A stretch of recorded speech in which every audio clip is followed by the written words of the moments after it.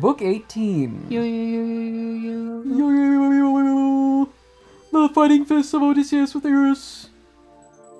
His admonitions to Amphinomus. Penelope appears before the wooers and draws presents from them. Then up came a beggar who was wont to beg through the town of Ithaca, one that was known among all men for ravening greed, for his endless eating and drinking, yet he had no force or might, though he was bulky enough to look on. Arneus was his name, for so had his good mother given it him at his birth. But all the young men called him Irus, because he ran on errands, whensoever any might bid him. So now he came and would have driven Odysseus from his own house, and began reviling him, and spake winged words. Get thee hence, old man, from the doorway, lest thou be even haled out soon by the foot. Seest thou not that all are now giving me the wink, and bidding me drag thee forth? Nevertheless, I feel shame of the task. Nay, get thee up, lest our quarrel soon pass even to the blows. Then Odysseus of many counsels looked fiercely on him, and spake, saying, Sir, neither in deed nor word do I harm thee, nor do I grudge that any should give to thee, yea, though it were a good handful. But this threshold will hold us both, and thou hast no need to be jealous for the sake of other men's goods. Sake. Anything that sounds similar is a trigger word. Thou seemest to me just to giving be... you that. Hey. Yeah. It aches to be announced. Thou seemest to me to be a wanderer, even as I am, and the gods it is that are like to give us a game. Only provoke me not overmuch to buffeting, lest thou anger me, and old though I be, defile thy breast and lips with blood. Thereby should I have the greater quiet tomorrow, for methinks that thou shalt never again come to the hall of Odysseus, son of Laertes. And the beggar Irus spake unto him in anger, Lo now, how trippingly and like an old cinder wife this glutton speaks, on whom I will work all my evil will, and smite him right and left and right, and drive all the teeth from his jaws to the ground, like the tusks of a swine that spoils the corn. Gird thyself now, that even these men all may know our mettle in fight. Nay, how shouldst thou do battle with a younger man than thou? Thus did they whet each other's rage right manfully before the lofty doors upon the polished threshold. And the mighty prince Antinous heard the twain, and sweetly he laughed out, ha ha, and spake among the wooers. Friends, never before has there been such a thing. Such goodly game has a god brought to this house. The stranger yonder and Irus are bidding each other to buffets. Quick, let us match them one against the other. Full Metal Alchemist. Alright. Full Metal Alchemist. Oh, what's so funny? Sorry, just Antinous really saw two beggars and went, "Hey guys, you know what's best in life? Homeless fight!" Yeah. Fun fight. Like, wow. An ancient tradition, I guess. I guess. I guess. Full Metal Alchemist. Then all at the word leaped up laughing and gathered around the ragged beggars and Antinous. Antinous? Would it be? I say Antinous, but Antinous. I've heard Okay. Antinous. And Antinous son of Eupeithes, spake.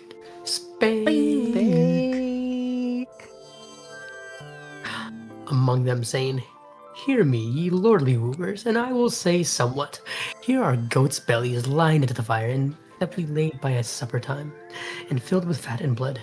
Now whichsoever of the twain wins and shows himself the better man, let him stand up and take his choice of these puddings. And further, he shall always eat at our feast, nor will we suffer any other beggar to come among us and ask for alms. So spake. So spake Antinous, and the saying pleased them well. Then Odysseus, of many counsels, spake. Ooh, two spakes in one sentence. Spake. Well, in one. Double In spake. one line. Double spake. Combo Spaker. Spake among them craftily.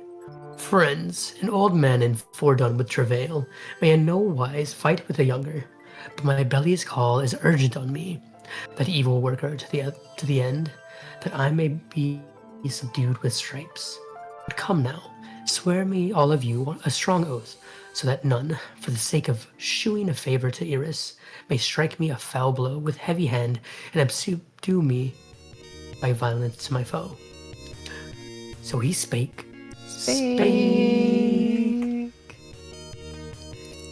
And they all swore not to strike him, as he bade them. Now, when they had sworn and done that oath, the mighty prince Telemachus once more spake. And all spake back in this. Among them, stranger, if thy heart and lordly spirit urge thee to rid thee of this fellow, then fear not any others of the Achaeans, for whoso strikes thee shall have to fight with many. Thy host am I, and the princes consent with me, Antinous and Eurymachus, men of wisdom both. So spake he.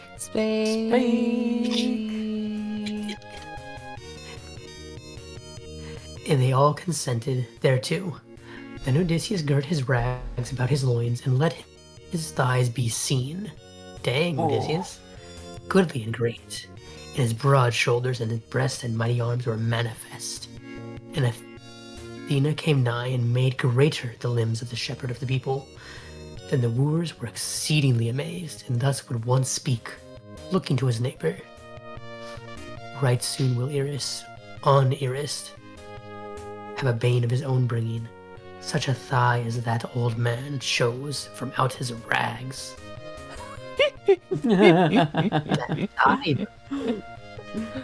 thigh, though. I was gonna So say, they then the spake. wooers were exceedingly amazed, and thus would one speak, looking to his neighbor, saying, Damn! Popeye got his spinach there. Yeah. They. So they spake, and the mind of Eris was pitifully stirred. But even so, the servants girded him and led him out perforce in great fear. His flesh trembling on his limbs, he's quivering in his boots. Then Antinous chid him and spake, and hailed him, Full Metal Alchemist. Full Metal Alchemist. Thou lubber, better for thee that thou wert not now, nor ever hadst been born, if indeed thou tremblest before this man, and art so terribly afraid. An old man too he is, and fordone with the travail that is come upon him. But I will tell thee plainly, and it shall surely be accomplished. If this man prevail against thee and prove thy master, I will cast thee into a black ship and send thee to the mainland to Echithus the king, the maimer of all mankind, who will draw off thy nose and ears with pitiless steel, and draw out thy vitals and give them to dogs to rend. So he spake, and yet greater trembling gat hold of the limbs of Eris, and they led him into the ring, and the twain put up their hands. Then the steadfast, goodly Odysseus mused in himself whether he should smite him in such wise that his life should leave his body, even there where he fell, or whether he should strike him lightly and stretch him on the earth. And as he thought Dang. thereon, this seemed to him the better way, to strike lightly, that the Achaeans might not take note of him, of who he was. Then the twain put up their hands, and ears struck at the right shoulder. But the other smote him on the neck beneath the ear, and crushed in the bones, and straightway the red blood gushed up there through his mouth. And with a moan he fell on the dust, and drave together his teeth as he kicked the ground. But the proud wooers threw up their hands, and died outright for laughter. Then Odysseus seized him by the foot, and dragged him forth through the doorway, till he came to the courtyard and the gates of the gallery. And he set him down, and rested him against the courtyard wall, and put his staff in his hands, and uttering his voice, spake to him winged words. Sit thou there now, and scare off swine and dogs, and let not such as an one as thou be a lord over strangers and beggars, pitiful as thou art, lest haply some worse thing befall thee. Thus he spake, and cast about his shoulders his mean scrip, all tattered, and the cord therewith to hang it, and he gat him back to the threshold, and sat him down there again. Now the wooers went within, laughing sweetly, and greeted him, saying, May Zeus, stranger, and all the other deathless gods give thee thy dearest wish, even all thy heart's desire, seeing that thou hast made that insatiate one to cease from his begging in the land. Soon we will take him over to the mainland, to Ectheus the king, the maimer of all mankind. So they spake. And the goodly Odysseus rejoiced in the omen of the words. And Antinous, who set by him the great pudding, stuffed with fat and blood, and Amphinomus took up 2 loaves from the basket, and set them by him, and pledged him in a golden cup, and spake, saying, Father and stranger, hail. May happiness be thine in the time to come, but as now thou art fast holden in many sorrows. And Odysseus of many counsels answered him, saying, Amphinomus, verily thou seemst to me a prudent man enough, for such too was thy father of whom thou art sprung, for I have heard of the fair fame of him, how that Nisus of Dulichium was a good man and a rich, and his son, they say, thou art, and thou seemest a man of understanding. Wherefore I will tell thee, and thou mark and listen to me. Not feebler doth the earth nurture than man, of all the creatures that breathe and move upon the face of the earth. Lo, he thinks that he shall never suffer evil in time to come, while the gods give him happiness, and his limbs move lightly. But when again the blessed gods have wrought for him sorrow, even so he bears it as he must with a steadfast heart. For the spirit of men upon the earth is even as their day that comes upon them from the Father of gods and men. Yea, and I too was once like to have been prosperous among men, but many an infatuate deed I did, giving place to mine own hardihood and strength, and trusting to my father and brethren. Wherefore let no man ever be lawless any more, but keep quietly the gifts of the gods whatsoever they may give. Such infatuate deeds do I see the wooers devising, as they waste the wealth, and hold no regard the wife of a man who, methinks, will not much longer be far from his friends in his own land. Nay, he is very near, but for thee may some god withdraw thee hence to thy home, and mayst thou not meet him in the day when he returns to his own dear country. But not without blood, as I deem, will they be sundered, the wooers and Odysseus, when once he shall have come beneath his own roof. Full battle, alchemist. That was nice to give him that warning. Alright, give me a second. I had to clear my throat. Yeah, I need to grab some water. I'll be right back. Yeah. Hydration. Hydration.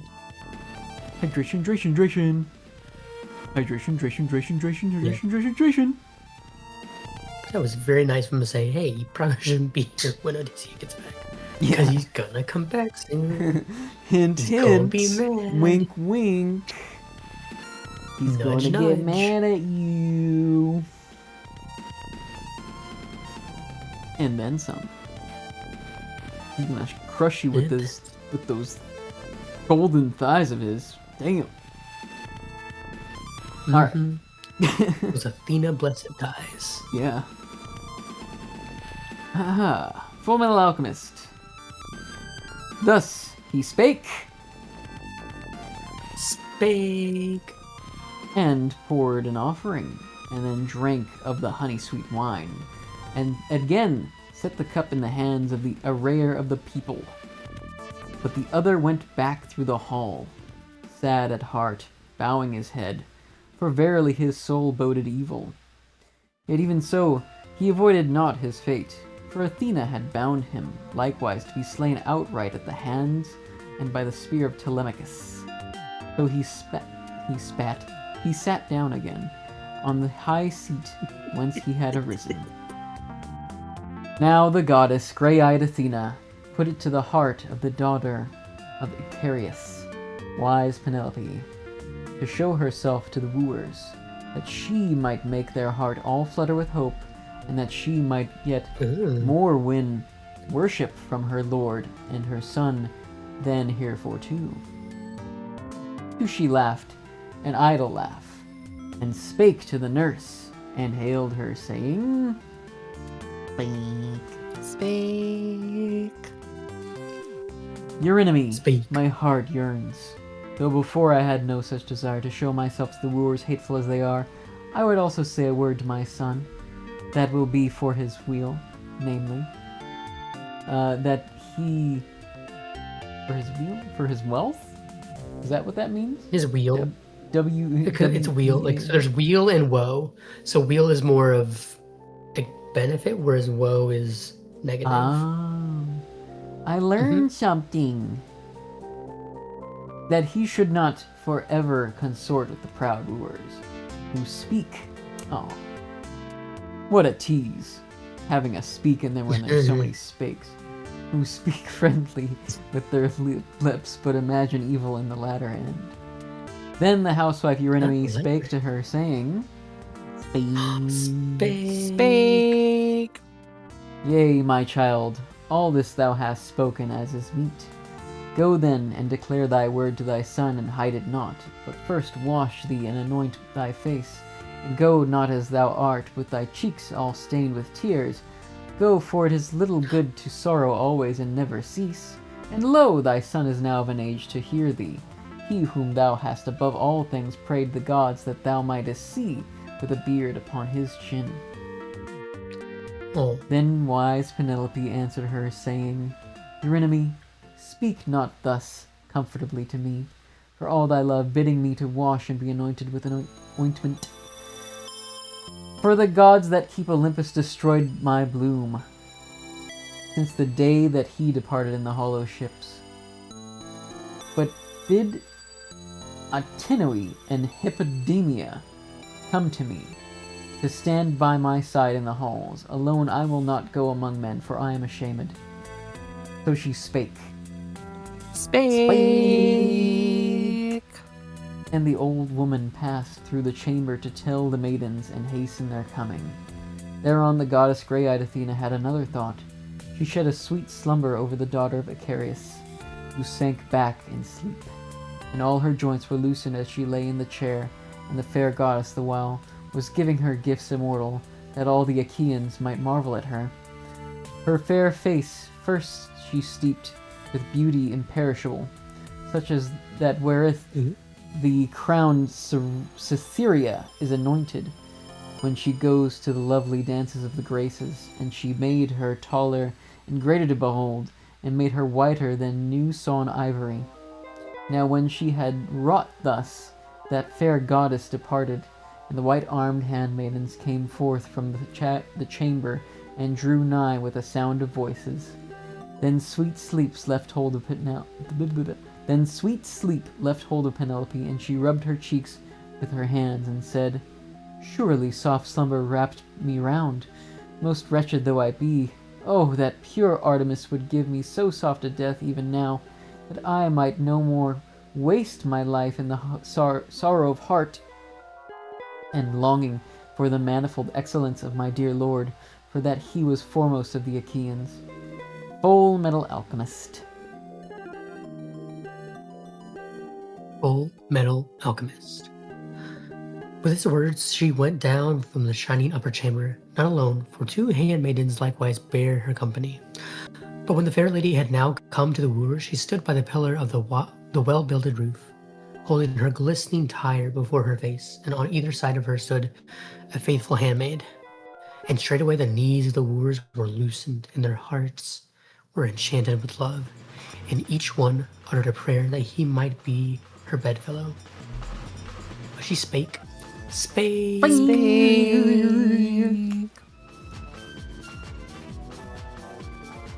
Telemachus, her dear son. Or are we saying Telemachus or Telem? I'm thinking of blue. That's what they say. Telemachus. Telemachus. I like all the alternative pronunciations we got going on. Telemachus, Telemachus, Telemachus, however you want to do it. Alright, so Telemachus, thy mind and thy thoughts are no longer stable as they were. While thou wast still the child, thou hadst a yet quicker and more crafty wit. But now thou art great of growth, and art come to the measure of manhood, and a stranger looking to thy stature and thy beauty might say that thou must be some rich man's son. Thy mind and thy thoughts are no longer right as of old. For lo, and what manner of deed has been done in these halls, and that thou hast suffered thy guest to be thus shamefully dealt with? How would it be now if the stranger sitting thus in our house were to come to some harm, all through this evil handling? Shame and disgrace would be thine henceforth among men. Then wise Telemachus answered her, Mother mine, as to this matter I count it no blame that thou art angered, yet I have knowledge and understanding of each thing, of the good and of evil. But heretofore I was a child, howbeit I cannot devise all things according to wisdom, for these men in their evil counsel drive me from my wits, on this side and on that, and there is none to aid me. Howsoever this battle between Eris and the stranger did not fall out as the wooers would have had it, but the stranger proved a better man. Would to Father Zeus and Athena and Apollo and the wooers in our halls were even now thus vanquished, and wagging their heads, some in the court and some within the house, and that the limbs of each man were loosened in such fashion as Eris yonder sits now, by the courtyard gates, wagging his head, like a drunken man. He could not stand upright on his feet, nor yet get him home to his own place, seeing that his limbs are loosened. Thus they spake.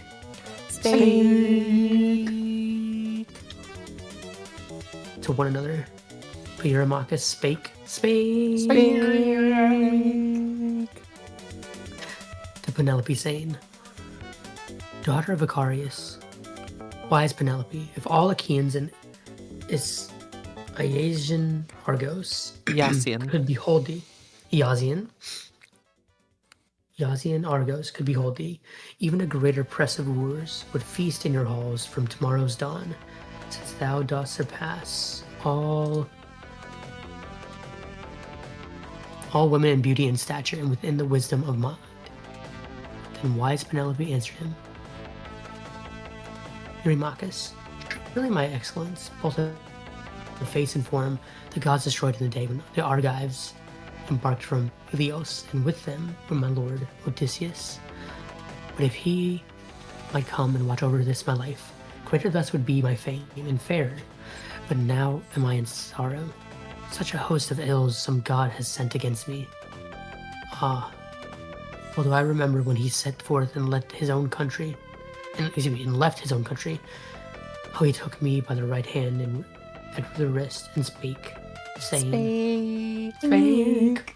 Full Metal Alchemist. Lady, methinks that all the goodly aggrieved Achaeans will not win a safe return from Troy. For the Trojans, too, they say, are good men at arms as spearmen and bowmen, and drivers of fleet horses, such as ever most swiftly determine the great sacrifice, the strife of equal battle. Wherefore I know not if the gods will suffer me to return, or whether I shall be cut off here in Troy. So do thou have a care for all these things. Be mindful of my father and my mother in these halls, even as now thou art, or yet more than now, while I am far away. But when thou seest my son a bearded man, marry whom thou wilt, and leave thine own house. Even so did he speak, and now all these things have an end. The night shall come when a hateful marriage shall find me out, me most luckless, whose good hap Zeus has taken away. But furthermore, this sore trouble has come on my heart and soul, for this was not the manner of wooers in time past. Whoso wished to woo a good lady and the daughter of a rich man, and vie with her one another, themselves being with them oxen of their own and goodly flocks, a banquet for the friends of the bride, and they give the lady splendid gifts, but do not devour one another's livelihood without atonement. Thus she spake. Speak. And the steadfast goodly Odysseus rejoiced because she drew from them gifts and beguiled their souls with soothing words, while her heart was set on other things. Then Antinous, son of Eurypathes, answered her again. Daughter of Icarius, wise Penelope, the gifts which any of the Achaeans may choose to bring hither do thou take, for it were ill to withhold a gift. But we for our part will neither go to our lands nor otherwhere before thou art wedded to the best man of the Achaeans. So spake Antinous, and the saying pleased them well, and each man sent a henchman to bring his gifts. For Antinous' henchman bare a broidered robe, great and very fair, wherein were golden brooches, 12 in all, fitted with well-bent clasps, and the henchman straightway bare Eurymachus a golden chain of curious work, strung with amber beads, shining like the sun, and his squires bare for Eurydamas a pair of earrings with 3 drops well wrought, and much grace shone from them. And out of the house of Pisander, the prince, the son of Polyctor, the squire, brought a necklet, a very lovely jewel, and likewise the Achaeans brought each one some other beautiful gift. Then the fair lady went aloft to her upper chamber, and her attendant maidens bare for her the lovely gifts, while the wooers turned to dancing and the delight of song, and therein took their pleasure, and awaited the coming of eventide. And the dark evening came on them in their pastime. Anon they set up 3 braziers in the hall, to give them light, and on these they laid firewood all around, faggots seasoned long since in Syri, and new split with the axe. And midway by the braziers they placed torches, and the maids of Odysseus of the hardy heart held up the lights in turn. Then the prince Odysseus of many counsels himself spake among them, saying, Full Metal Alchemist. Wow, you really said that? Maybe. Well, You yeah. say. Full Metal Alchemist. Ye maidens of Odysseus, the lord so long afar, get ye into the chambers where the honored queen abides, and twist the yarn at her side. And gladden her heart as ye sit in the chamber, or card the wools with your hands, but I will minister light to all these that are here, for even if they are minded to wait the throne at dawn, they shall not outstay me, so long enduring am I. So he spake.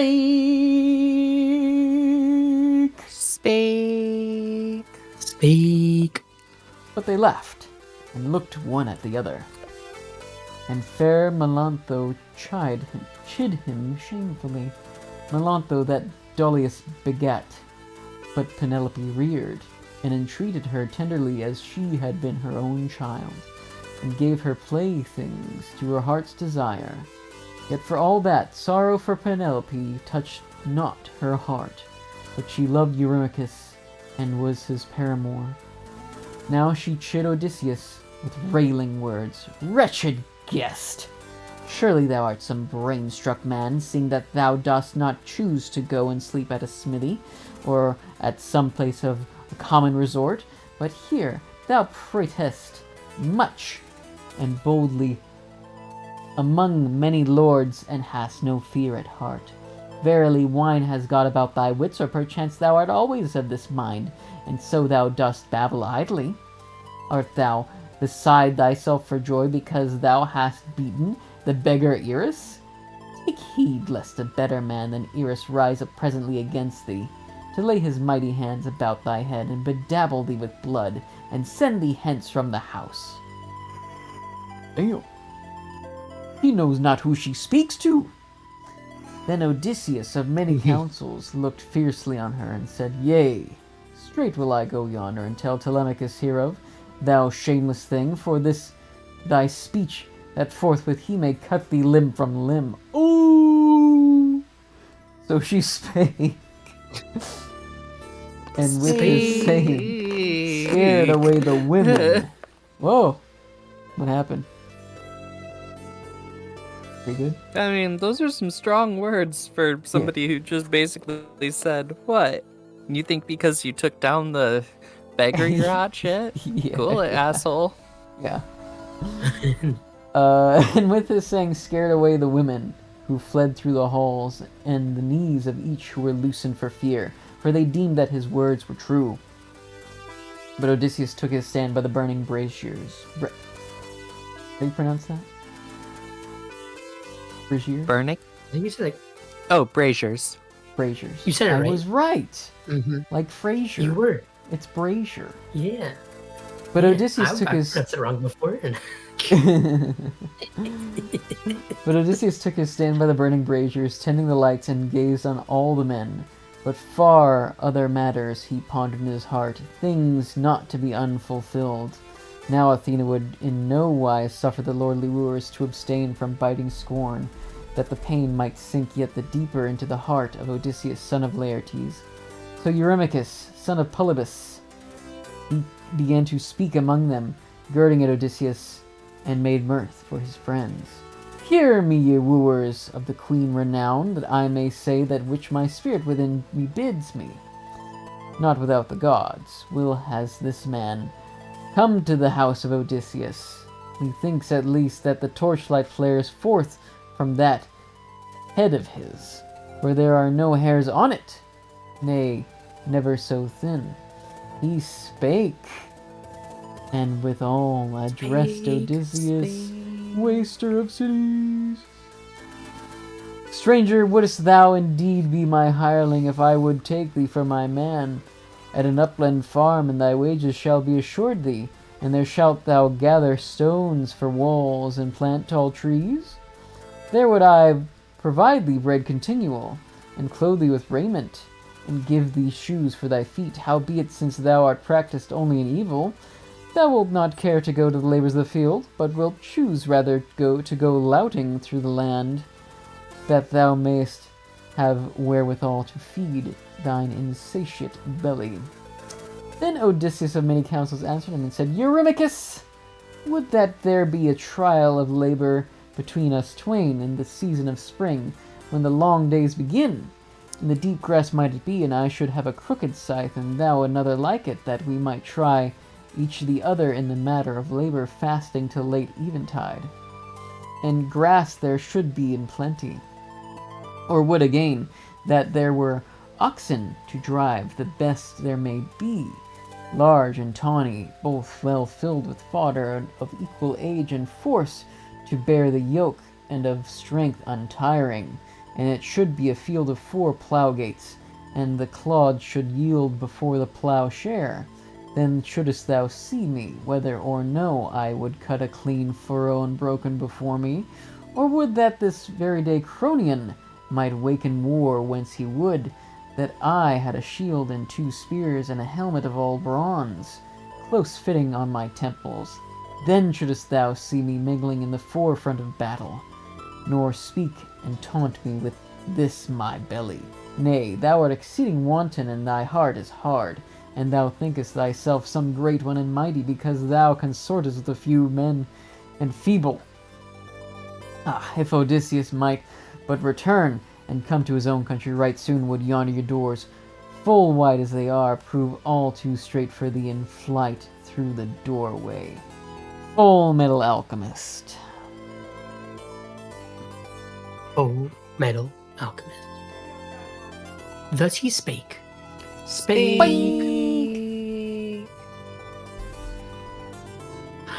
And Eurymachus waxed yet the more wroth at heart, and looking fiercely on him, spake. Speak. To him winged words. Oh, those winged Ah. words. Those winged words. That should be the name of my new wretched. game show. Those winged words. Wretch that thou art, right soon will I work thee mischief. So boldly thou pratest among many lords, and hast no fear at heart. Verily wine has got about thy wits, or perchance thou art always of this mind, and so thou dost babble idly. Art thou beside thyself for joy because thou hast beaten the beggar Eris? Therewith he caught up a footstool. Odysseus sat him down at the knees of Amphinomus of Dulcium, in dread of Eurymachus. And Eurymachus cast and smote the cupbearer of the right hand, and the ladle cup dropped to the ground with a clang, while the young man groaned and fell backwards in the dust. Then the wooers clamored through the shadowy halls, and thus one would say, looking to his neighbor, would that our wandering guest had perished otherwhere, wherever he came hither, so should he never have made all this tumult in our midst. But now we are all at strife about beggars, and there will be no more joy of good feast, for worse things have their way. Then the mighty prince Telemachus spake among them. Spake. Sirs, you are mad. Now doth your mood betray that ye have eaten and drunken? Some one of the gods is surely moving you. Nay, now that ye have feasted well, go home and lay you to rest, since your spirit so bids. For as for me, I drive no man hence. Thus he spake. Speak. And they all bit their lips and marveled at Telemachus. In that he spake. Spake and spake. Spaking. They spake boldly. Then Amphinomus made harangue and spake. Spake. A triple spaker. Among them, triple spaker. Amphinomus, the famous son of Nisus, the prince, son of Aretius.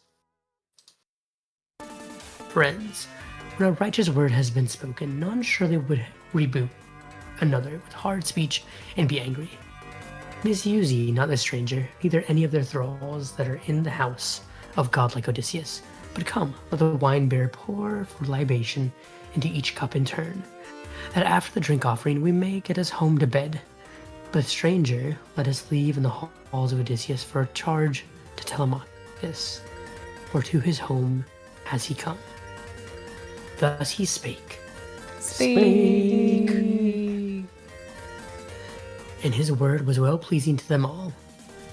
Then the lord Mulius mixed for them the bowl, the henchman of Dulcium, who was a squire of Amphinomus, and stood by all and served it to them in their turn, and then poured forth before the blessed gods, and drank the honey-sweet wine. Now when they had poured forth and had drunken to their heart's content, they departed to lie down, each one to his own house. Book 19. Book 19. Do we feel like going on? Shall we try book 19? I feel I like have if we no had, strong if we, preference. if I feel like, if we started earlier, I definitely would have been good for it. But it's Okay. It's like 11:11 right now. Yeah, that's true. Oh, nice. Switching out. Yeah. What are you guys Yeah. doing tomorrow? Secret I'm project. doing the Oh, okay. secret project. Ooh. Daytime stuff. Yeah, with Burb, and then evening I've got the who's that Pokemon thing I'm doing. Oh, with yeah, just yeah, like the visuals for that. Yeah.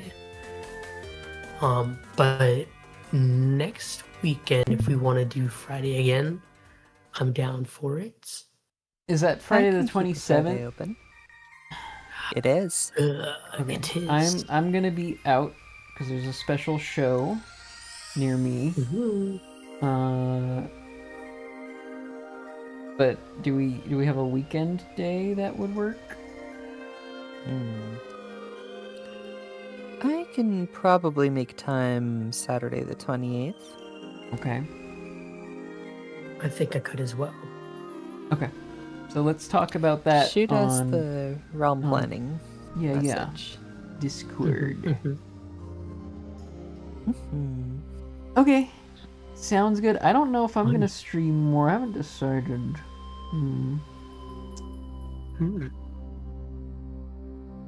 The last time we did this, I did some Mario afterwards. Mario. Or maybe I'll find a new book to start on my own. I don't know. Or maybe Celine, if you want to stay on, we could read something together. Yeah, sure. I'm down. Are you going through the next Anne book? You know, I hadn't queued up Anne of the Island, but I could certainly look at it. Oh, did you I already guess go it's through Anne of Avonlea would be the next. Oh, okay. Yeah. Anne of Avonlea, sorry. Yeah. Because I haven't started you that are one. right. I barely started Next. that one. That'd be fun to do together. Yeah, I could Anne of Avonlea for a bit. Okay. Do you have the copy of it already here, or do we need a moment to grab it? I'll do a BRB. I can get it off of Gutenberg. Hello, Necromancer. It is possibly not your last minute here. Yeah, Not hello and last welcome minute. in. We might be doing some Anne of Avonlea here on Satil's stream. Yeah. Which, I could see that as being pretty darn fun. Let me announce that to folks here too. In my own neck of the woods, so that folks are aware. But Baljeet, have a good evening. Thank you. Yeah, I'm gonna hop off of Discord. give but the little I'll bird a hug try for to read us. into it to make sure. Will do. Y'all have a great evening and a great week too. You as well. Alright. Until next time. Have a good one. Alright, I will be back with the book.